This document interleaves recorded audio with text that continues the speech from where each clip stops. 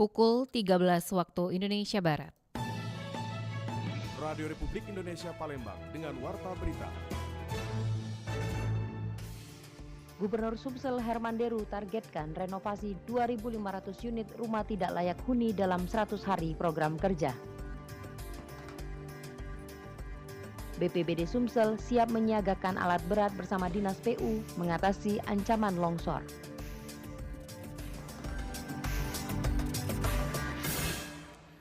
Selamat siang, Anda sedang mendengarkan Warta Berita Radio Republik Indonesia Palembang. Selain informasi tadi, sejumlah informasi lainnya akan kami hadirkan siang ini, Minggu 16 Maret 2025, yang dihimpun tim redaksi RRI Palembang. Bersama saya Dela Wawi, inilah Warta Berita selengkapnya.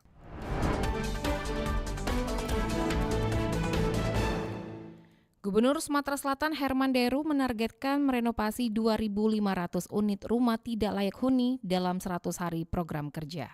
Dalam 1.000 hari program kerjanya, Gubernur Sumatera Selatan Herman Deru menargetkan 2.500 merenovasi rumah tidak layak huni atau RTLH di 17 kabupaten dan kota di Sumatera Selatan. Hal ini disampaikan Herman Deru saat launching gerak cepat perbaikan RTLH dan sanitasi di Kelurahan 24 Ilir, Palembang. Menurutnya program ini tidak dilandasi pada anggaran pendapatan dan belanja daerah atau APBD, melainkan dari berbagai organisasi, lembaga, bahkan perorangan. Dalam program ini pemerintah sebagai jembatan bagi terbukanya pintu amal untuk para lembaga, organisasi maupun perorangan tersebut untuk membantu masyarakat. Selama ini korporasi yang ingin membantu mengalami kesulitan dan bingung untuk menyalurkan bantuan tersebut. Aku rasa gitu kalau rumah tidak layak bocor. Pak, total berapa banyak Pak tahun ini target Pak? Target sesumsel Pak. Sesumsel. Kita untuk 100 hari pertama Oke, berapa Pak? Targetnya 2.500. 2.500 unit rumah Pak ya? Tapi tanpa APBD ya. Tanpa APBD Pak ya? Dalam kegiatan ini, Kabupaten Oki siap menargetkan 75 unit rumah layak huni dalam 100 hari kerja. Disusul dengan Kabupaten Pali yang siap merenovasi sebanyak 150 unit rumah dan Kabupaten Banyuasin sebanyak 300 unit rumah. Bantuan PKH dan sembako tahap 2 akan disalurkan pada bulan Mei 2025. Penyaluran tahap kedua program Keluarga Harapan atau PKH dan bantuan sembako triwulan kedua tahun 2025 direncanakan akan dilaksanakan pada bulan Mei 2025. Program ini mencakup 5 kabupaten dan kota yaitu Palembang, Musi Banyuasin, Ogan Ilir dan Ogan Kemering Ilir. Penyaluran ini diharapkan dapat memberikan manfaat yang signifikan bagi masyarakat yang membutuhkan. Eksekutif General Manager PT Pos Indonesia Cabang Merdeka Palembang Agus Pinandoyo menyampaikan, jumlah keluarga penerima manfaat atau KPM untuk tahap kedua masih menunggu data final dari Dinas Sosial. Proses penyaluran akan dilaksanakan dengan mengikuti prosedur yang sudah ditentukan agar bantuan tepat sasaran. PT Pos Indonesia berkomitmen untuk memastikan penyaluran bantuan sosial dapat berjalan dengan lancar dan tepat waktu. Kalau tidak ada perubahan, kemungkinan di bulan Mei tahun 2025 untuk tahap selanjutnya. Masih yang saya terima saat ini. Gitu. 48.941 untuk tahap pertama. Untuk tahap kedua kita belum tahu. Tergantung dari data nasional seperti apa mekanisme datanya nanti. Apakah ada perubahan? Kita menunggu Pak. Agus juga menghimbau kepada masyarakat agar mempersiapkan diri dengan mengikuti jadwal dan program yang telah ditetapkan untuk memastikan proses distribusi bantuan berjalan dengan efektif. Dengan adanya penyaluran bantuan ini, PT Pos Indonesia berharap dapat membantu meringankan beban ekonomi masyarakat yang terdampak, serta memberikan dukungan bagi kesejahteraan masyarakat di wilayah yang tercakup dalam program ini. Dari Palembang, Sumatera Selatan, Muhammad Irfan, Pro 1 RRI terus mengudara untuk Indonesia.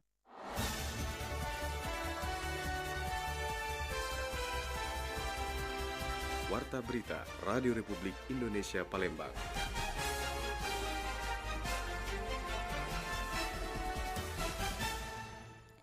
BPBD Sumsel akan menyiagakan alat berat bersama Dinas PU untuk mengatasi longsor. Badan Penanggulangan Bencana Daerah BPBD Sumatera Selatan memastikan akan terus meningkatkan koordinasi dengan semua stakeholder yang berwenang dalam penanganan masalah bencana di Sumatera Selatan. Hal tersebut diungkapkan Kabid Rehabilitasi dan Kesiapsiagaan BPBD Sumatera Selatan Ansori. Menurut Ansori, sejumlah alat penunjang dalam penanganan masalah bencana, baik longsor maupun banjir tidak dimiliki BPBD Sumsel. Namun berkaitan dengan hal itu, pihaknya akan berkoordinasi dengan stakeholder terkait seperti PU yang memiliki alat berat untuk mengatasi masalah longsor. Nah, untuk alat berat kita di BPBD sebenarnya tidak punya, tapi fungsi-fungsi dari OPD lain yang punya ini akan kita maksimalkan. Seperti PU ini kan ada UPT-nya di daerah-daerah, artinya di kabupaten seperti bulldozer, eskavator dan lain-lain. Biasanya itu juga dipakai kalau memang terjadi misalnya longsor yang menutup jalan ini. Tidak perlu harus dari provinsi atau dari Palembang. Dari UPT setempat biasanya yang lebih dekat dengan lokasi akan melaksanakan tugasnya seperti membuka jalan ataupun mengatasi longsoran-longsoran di jalan. Ansori juga menambahkan, kondisi hujan dengan intensitas tinggi yang terjadi di wilayah Sumatera Selatan akan terus menimbulkan bencana banjir maupun longsor. Berkaitan dengan hal tersebut, pihaknya sudah meningkatkan koordinasi dengan pemerintah daerah untuk mewaspadai ancaman bencana tersebut, termasuk juga himbauan kepada masyarakat untuk tetap waspada saat terjadi banjir bandang di malam hari. Dari Palembang, Sumatera Selatan, Aditya melaporkan.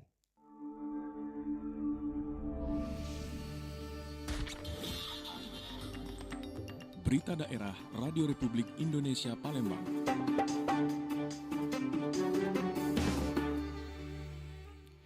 Polres Banyuasin bersama personil gabungan melaksanakan giat pengamanan usai putusan Pengadilan Negeri Pangkalan Balai ditetapkan untuk kelancaran pembangunan proyek strategis nasional. Alhamdulillah kegiatan pada hari ini kondusif walaupun sedikit ada perlawanan, tapi kita laksanakan dengan humanis. Guna menyukseskan proyek strategis nasional PSN Pemerintah Republik Indonesia, Polres Banyuasin menggelar pengamanan pembangunan saluran udara tegangan ekstra tinggi atau SUTED di wilayah hukumnya. Kegiatan ini berlangsung di Desa Taja Indah dan Desa Paldas, Kecamatan Rantau Bayur, Kabupaten Banyuasin. Kapolres Banyuasin AKBP Ruri Prastowo mengungkapkan bahwa pengamanan ini melibatkan gabungan personel dari Polres Banyuasin, Kodim 0430 dan Satpol PP demi menjaga situasi tetap kondusif selama berjalannya proses pembangunan SUTED yang dikerjakan oleh pihak PLN dan kontraktor. Menurut Kapolres Banyuasin, proyek ini mengalami keterlambatan hingga 3 bulan dari jadwal yang ditetapkan, meskipun sudah berjalan lebih dari 1 tahun. Saat ini pekerjaan dilakukan meliputi penarikan kabel dan penebangan pohon di sekitar jalur SUTED. Selain itu, keputusan pengadilan terkait konsinyasi dan ganti rugi tanam tumbuh telah dikeluarkan sebagai bagian dari penyelesaian proyek. Kami gabungan dari Polres Banyuasin, dari Kodim 0430, Satpol PP melaksanakan pengamanan pelaksanaan proyek strategis nasional SUTED yang ada di Desa Taja Indah dan Paldas, yang dapat diketahui bahwa pembangunan SUTED ini, proyek strategis nasional ini sudah mundur hampir 3 bulan, yang pelaksanaannya sudah setahun lebih, dan di Taja Indah dan di Paldas ini terakhir kita melakukan penarikan kabel dan penebangan pohon. Di samping itu juga sudah keluar dari ketetapan dari pengadilan terkait konsinyasi ganti rugi tanam tumbuh yang ada di wilayah ini. Dalam pelaksanaan pengamanan, sebanyak 325 personel gabungan dikerahkan. Meski sempat terjadi sedikit perlawanan dari beberapa warga, situasi tetap terkendali dengan langkah persuasif yang dilakukan personil keamanan dan tetap mengedepankan sisi humanis. Selain itu, di momen Ramadan ini, Kapolres Banyuasin juga memberikan sejumlah bantuan sembako kepada warga desa. Dengan terlaksananya kegiatan ini, pemerintah berharap proyek SUTED ini dapat segera rampung demi mendukung pasokan listrik nasional dan meningkatkan kesejahteraan masyarakat. Dari Kabupaten Banyuasin, Muhammad Maulana, RRI Pro 1 terus mengudara untuk Indonesia. 2 sopir yang menggunakan barcode My Pertamina palsu untuk pembelian solar subsidi akhirnya diamankan Tipiter Ditreskrimsum Polda Sumsel. 2 sopir di Palembang ditangkap karena menggunakan barcode My Pertamina palsu untuk membeli solar subsidi secara ilegal. Polisi menduga ada keterlibatan petugas SPBU dalam praktek penyalahgunaan BBM tersebut.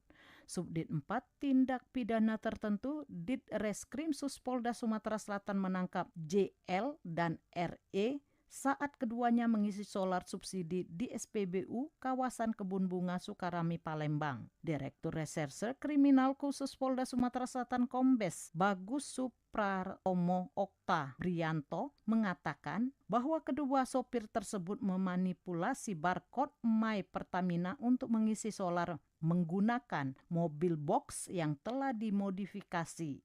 Praktek ini sudah berlangsung selama 3 bulan dan pihaknya masih mendalami kemungkinan adanya keterlibatan petugas SPBU dalam kasus tersebut. Menggunakan barcode yang bukan milik kendaraan yang ia kendarai. Kemudian saudara Jenny melakukan pengisian BBM bersubsidi jenis solar dengan menggunakan kendaraan tangki bahan bakarnya yang telah dimodifikasi dari ukuran yang lebih besar, di mana kapasitas BBM kendaraan yang dikendari bermuatan 200 liter, sedangkan kapasitas sebenarnya untuk kendaraan dengan jenis engkel hanya berkapasitas 75 liter. Sementara itu, Pertamina Patraniaga Sumatera Selatan menegaskan bahwa penyalahgunaan BBM subsidi semakin marak. Sales Manajer Area Sumatera Selatan Pertamina Patraniaga Sumbaksel, Jimmy Niaga mengatakan pihaknya terus berkoordinasi dengan aparat penegak hukum untuk mengawasi distribusi BBM subsidi. Ada juga beberapa yang kami lakukan sendiri, cukup banyak, dan kami lakukan itu stop penyaluran di JBT-nya. Jadi ada beberapa tahapan sampai tahapan terakhir dari peraturan dari BPH Migas. Jika SPBU itu terbukti beberapa kali dalam waktu tersebut dia ternyata terbukti melakukan pelanggaran, bisa dicabut haknya untuk penyaluran solarnya. Menurut Jimmy, sesuai regulasi BPH Migas, SPBU yang terbukti melanggar aturan bisa dicabut izin penyalurannya. Saat ini kedua tersangka masih menjalani pemeriksaan di Polda Sumatera Selatan dan terancam hukuman sesuai undang-undang yang berlaku. Lamsihar Silitonga melaporkan. Sebelum mengakhiri warta berita siang ini, kami hadirkan nuansa Ramadan, penjualan kurma yang meningkat selama bulan Ramadan di Pasar 16 Ilir.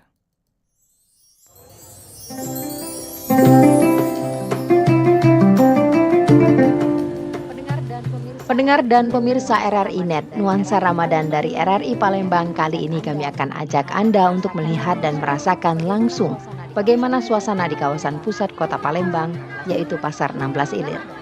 Ramadan selalu membawa nuansa khas yang begitu terasa di berbagai sudut kota Palembang.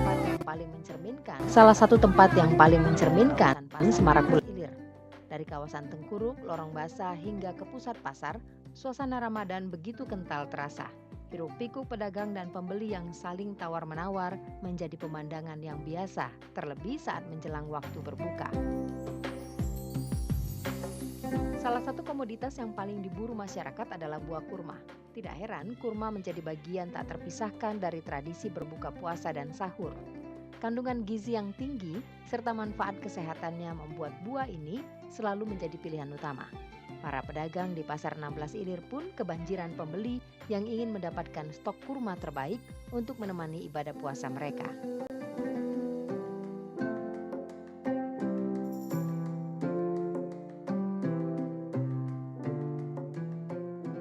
Salah satu pedagang kurma di Lorong Basah Pasar 16 Ilir Palembang, Nengsi, mengatakan sudah sejak H-7 menjelang bulan Ramadan, warga telah memburu kurma sehingga pesanan kurma di tokonya meningkat. Selama bulan Ramadan bahkan penjualan mencapai ratusan kotak untuk kurma jenis ajwa. Namun diakuinya kurma jenis curah juga sangat laris di pasaran, yang dikemas kembali oleh penjual dengan harga yang bervariasi. Banyak laku ya, lebih dari ini. Hari-hari biasa? Iya. Yang paling banyak dicari apa, Bu? Kurma macam-macam ada yang ya seluruh lah. Banyak sih galak kurma yang biasa itu, yang murah. Sukari.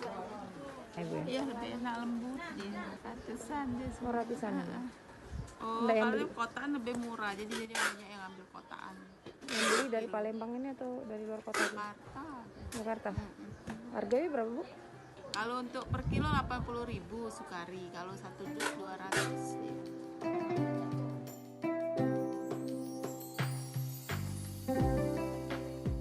Sementara itu penjual kurma di lapak kaki 5 di kawasan 16 Ilir, Zainal mengatakan kurma curah paling laris dan paling banyak dicari masyarakat. Kemasan setengah kilogram seharga Rp20.000 merupakan komoditas yang paling laris dibeli warga. Paling diminati. Macam-macam ya. Apa Pak yang paling laris? Ini lah. Oh, yang pakai kemasan. Namanya apa Pak? Namanya. Baca juga namanya. Wahang. Kalau segini Pak berapa? Minum lah yuk. Yuk. Menurut beberapa pedagang, penjualan kurma selama Ramadan bisa meningkat drastis, bahkan mencapai 300 kg dalam sebulan. Berbagai jenis kurma tersedia di pasar ini, mulai dari yang biasa hingga kurma premium dengan harga yang bervariasi. Untuk kurma biasa, harga sekitar Rp10.000 per 250 gram. Sementara kurma premium bisa mencapai Rp60.000 per 500 gram. Menjelang bulan Ramadan, harga kurma biasanya mengalami kenaikan seiring meningkatnya permintaan dari masyarakat. Meski harga dapat berfluktuasi, kurma tetap menjadi primadona di tengah-tengah masyarakat Palembang.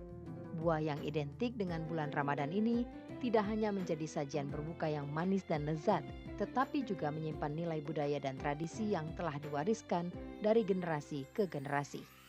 Selain kurma, memasuki pertengahan Ramadan, Pasar 16 Ilir juga mulai padat didatangi masyarakat, bukan hanya warga Palembang, namun juga dari kabupaten kota lainnya, untuk membeli perlengkapan dan kebutuhan lebaran.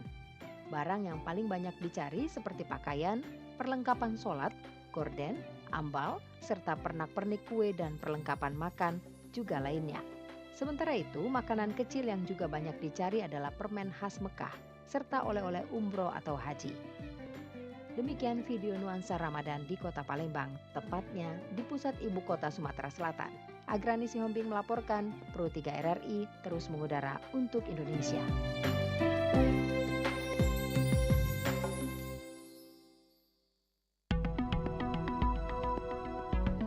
Informasi tadi mengakhiri Warta Berita siang ini, produksi Radio Republik Indonesia Palembang. Informasi lainnya dapat Anda akses melalui website kami di rri.co.id. Mewakili kerabat kerja yang bertugas, saya Dela Wawi, undur diri dan sampai jumpa.